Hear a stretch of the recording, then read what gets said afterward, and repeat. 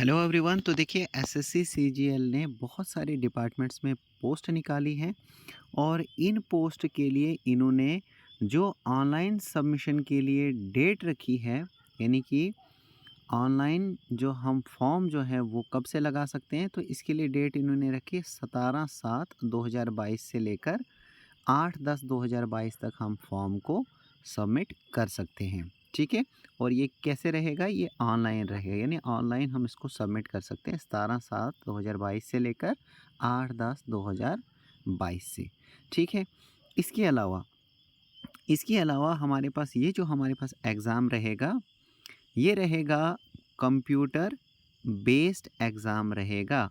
और इसमें हमारे पास होंगे दो टायर, यानी टायर 1 एंड टायर 2। ठीक है। और टायर फर्स्ट के लिए जो हमारे पास एग्ज़ाम की इन्होंने डेट निकाली है, यानी इन्होंने कहा है टेंटेटिव डेट इन्होंने कही है कि दिसंबर 2022 में हमारे पास टायर फर्स्ट का जो कंप्यूटर बेस्ड एग्ज़ाम है ये रहेगा। और टायर सेकंड के लिए इन्होंने यहाँ पर लिखा है टू बी नोटिफाइड लेटर, यानी ये अभी अलग से इसके लिए हमें नोटिफाई करेंगे। ठीक है। ठीक। इसके अलावा हमारे पास यहाँ पर क्या है, यहाँ पर बहुत सारी पोस्ट हैं जिनका हमारे पास नाम दिया गया है। जैसे कि फर्स्ट पोस्ट का नाम है असिस्टेंट ऑडिट ऑफिसर, और आगे दिया गया है इसका डिपार्टमेंट, यानी ये किस डिपार्टमेंट में निकाली गई है, Indian audit and accounts department under C&AG department में ये निकाली गई है।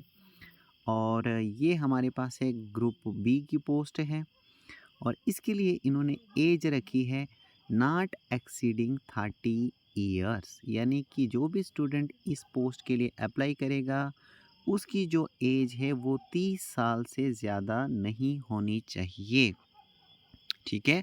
और नंबर सेकंड सेकंड नंबर पर पोस्ट हमारे पास है असिस्टेंट अकाउंट ऑफिसर की। ये भी हमारे पास इसी डिपार्टमेंट में निकाली गई है, Indian audit and accounts department under C&AG में। और ये भी हमारे पास ग्रुप बी की पोस्ट रहेगी, और इसके लिए भी इन्होंने एज क्राइटेरिया यानी सेम रखा है कि पर्सन जो है वो 30 साल से ज़्यादा नहीं होना चाहिए। और इन पोस्ट के लिए इन्होंने जो पे रखी है, यानी कि जो इसकी सैलरी रहेगी वो हमारे पास रहेगी 47,600 से लेकर 1,51,100 तक इन पोस्ट की हमारे पास सैलरी रहेगी, यानी कि तनख्वाह रहेगी। इसी तरीके से अगर हम नीचे चलेंगे तो नीचे हमारे पास बहुत सारी हमारे पास यहाँ पर देखिए पोस्ट का नेम, और इसी तरीके से इनकी कैटेगरी दी गई है, किस कैटेगरी में ये पोस्ट आती हैं और किस डिपार्टमेंट में ये निकाली गई है। और आगे दिया गया है लास्ट पर कि इनकी जो एज लिमिट है वो हमारे पास रखी गई है। ठीक है। इस तरीके से आप यहाँ पर देख सकते हैं। जैसे कि हमारे पास यहाँ पर दिया गया है, यहाँ पर हम कुछ और पोस्ट के नेम पढ़ते हैं। जैसे कि यहाँ